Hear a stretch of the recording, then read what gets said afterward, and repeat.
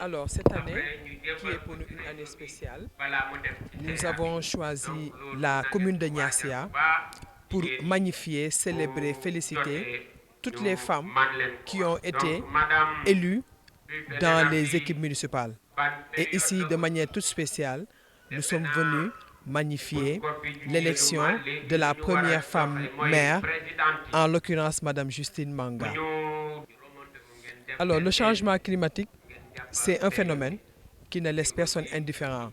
Si vous avez fait le constat, nous voyons de plus en plus que la chaleur, la canicule arrive tôt et dure. Les périodes de fraîcheur sont de plus en plus brèves.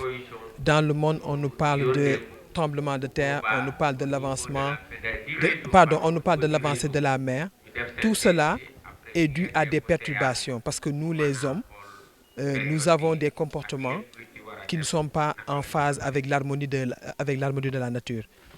Et lorsque la nature est menacée, incontestablement, toute l'humanité va le ressentir. Donc nous avons tout intérêt à mieux respecter la nature, planter des arbres, faire tout pour réduire la pollution.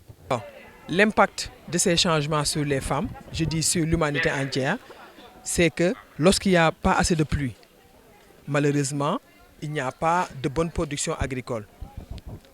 Et de la même manière, s'il n'y a pas de bonne production agricole, on peut dire que le cheptel ou bien les animaux domestiques ne peuvent pas être nourris correctement. Donc, on peut dire qu'il n'y aura pas assez de lait. Ou bien, nous pouvons dire aussi, s'il y a un changement climatique, lorsque la nature est polluée,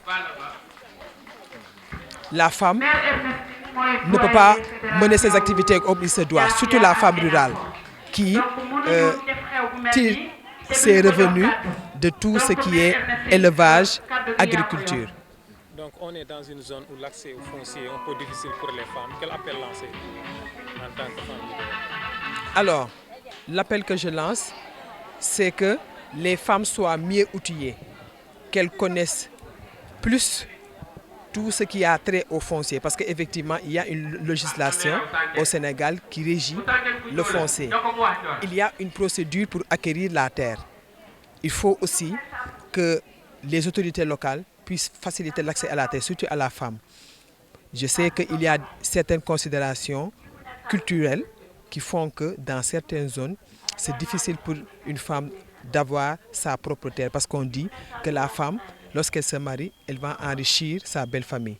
Mais je pense que, vu que les femmes de plus en plus contribuent grandement au développement des familles, il faut vraiment inverser la tendance. C'est-à-dire qu'il faut tout faire pour encourager les femmes à accéder de la terre, pour que les femmes puissent contribuer également à l'économie du pays. Parce que si les femmes émergent du point de vue économique, en réalité, elles investissent pour tout le bien de la famille.